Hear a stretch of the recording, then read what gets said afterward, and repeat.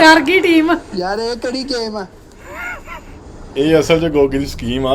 ਡਰਿਆ ਨਹੀਂ ਗੋਗਾ, ਇਹ ਸਕੀਮ ਆ। ਜਿੱਦਾਂ ਦੀ ਰੇਂਜ ਆਉਣਾ ਨਾ ਮੁੱਕਾ ਬਸ ਮਾਰਨਾ ਕਰੋ, ਹੁਣ। ਬਸ ਵੇਖ ਲਈ ਕਰੋ, ਵੇਖ ਬਸ। ਲਈ ਖਲੋ ਜਾ ਇੱਕ ਮਿੰਟ ਮੇਰੀ ਅੱਖ 'ਚ। ਦੇਖਿਆ ਉਹ 1 ਮਿੰਟ ਮੇਰੀ ਅੱਖ ਮੈਂ 'ਚ। ਪਹਿਲੇ ਆਖਿਆ ਸੀ ਮਾਮੇ ਹਾਂ ਮਾਮੇ ਉਧਰ ਵੀ ਖਾਂ ਤੂੰ ਅੱਖ ਦਾ ਹੀ ਬਹਾਨਾ ਕੀਤਾ ਸੀ।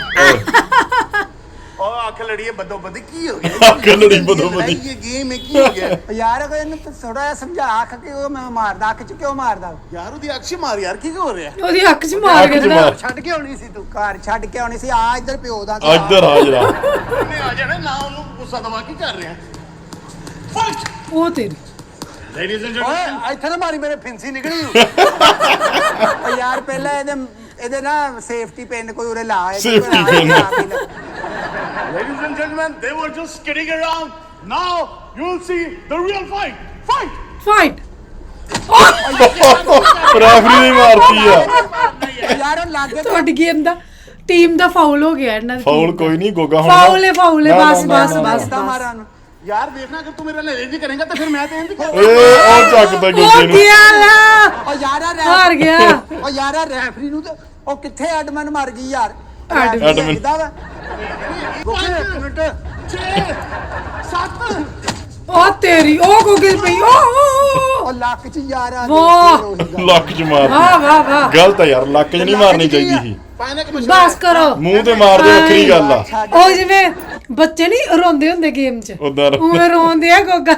ਹਾਈਡਵਾ ਯਾਰ ਤੂੰ ਮੂੰਹ ਤੇ ਕਿੱਕ ਮਾਰ ਲੱਤ ਤੇ ਤੇਰਾ ਕੀ ਕੰਮ ਆ? ਤੂੰ ਆ ਵੱਖੀ ਤੇ ਮਾਰੀ ਹੈ